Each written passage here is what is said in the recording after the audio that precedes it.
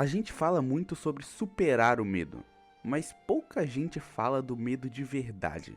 Aquele medo que paralisa, que trava o peito, que faz você se encolher quando pensa no futuro. Aquele medo que faz você fugir das oportunidades, inventar desculpas, dizer não é o momento. O medo que te promete segurança, mas cobra sua vida inteira em troca. E por mais estranho que pareça, o medo não é um inimigo. Ele é uma força, uma ferramenta, um instinto que, quando usado direito, constrói monstros. Mas quando usado errado, você vira presa. E é aí que entra Frieren, porque no mundo dela, o medo não é filosofia, é sobrevivência. Stark é a representação perfeita do medo humano. Ele não nasce corajoso, ele não se apresenta como forte, ele mente, se esconde, conta histórias para parecer maior do que realmente é. Ele afirma que enfrentou o dragão da vila, que protege todo mundo, que é o herói local, mas por dentro, ele morria de medo. Ele acreditava que só estava vivo por sorte, que o dragão o deixara escapar, porque não tinha motivo para matá-lo. Ele não via a própria força, porque o medo dele ocupava tanto espaço que não sobrava lugar para a coragem. E isso é mais comum do que parece. A maioria das pessoas não tem medo de ser fraca, tem medo de assumir que é forte, porque assumir que é forte significa que você não tem mais desculpas, e agora você tem responsabilidades. Stark vivia nessa prisão, até que Frieren o empurrou da beira do penhasco emocional sem pedir permissão. Frieren força Stark a lutar. Ela não discute, não negocia, não espera ele estar pronto, porque ninguém está pronto para enfrentar o próprio dragão. Não existe momento ideal, não existe preparação perfeita, não existe aviso prévio. Ela o coloca diante do dragão e diz, com ações, ou você luta ou você morre.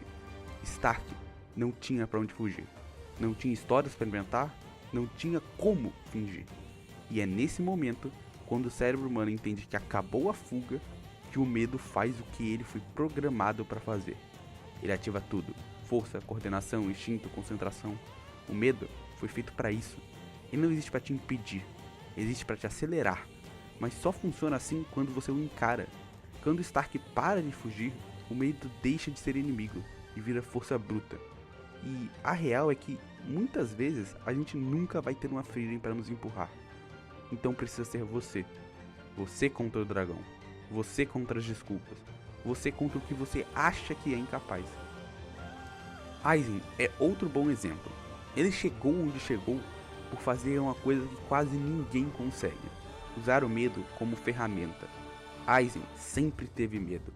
Medo do fracasso, medo de não ser útil para o grupo, medo de morrer. Mas ele descobriu que o medo era como fogo. Se você não souber lidar, ele te queima. Mas se souber, ele te ilumina. Aizen usou o medo como bússola. O que me assusta? É pra lá que eu vou. Ele treinava muito, treinava além. Mas não foi o seu treinamento que tornou ele gigante. Foi porque ele olhou pro medo e decidiu enfrentá-lo tantas vezes que o medo cansou antes dele. Agora, por um instante, vamos sair do mundo de Frieren e olhar para o nosso. O medo é uma das funções cognitivas mais antigas do cérebro humano. Ele existe desde antes da civilização, antes do eu existir como ideia. O medo foi o que manteve nossos ancestrais vivos. Ele servia para uma coisa muito simples: avaliar riscos e decidir se você corre ou se você luta. O problema é que hoje os dragões mudaram. Eles não têm escamas, têm boletos, prazos, responsabilidades, expectativa dos outros e inseguranças nossas. Mas o cérebro não sabe diferenciar, ele só sente, e você pode usar isso contra você ou ao seu favor. Hoje, o medo diz pra você: não tenta, você vai falhar. Não posta, vão te julgar. Não começa, você não é bom o suficiente. Não tenta, você não nasceu pra isso. O medo cria histórias, cria justificativas, cria desculpas elegantes. Ele te convence de que te protege, quando na verdade ele te prende. E quando você tenta se livrar dele, a primeira coisa que ele faz é te lembrar o pior cenário possível.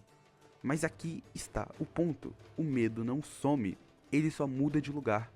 Se você foge do medo de tentar, ele vira o medo de não ter tentado. Se você foge do medo de falhar, ele vira o medo de se arrepender. Se você foge do medo de sofrer, ele vira o medo de ter desperdiçado a vida. E esse último é o mais doloroso. Mas quando você o encara, quando olha o dragão nos olhos, quando para de fugir, o medo muda.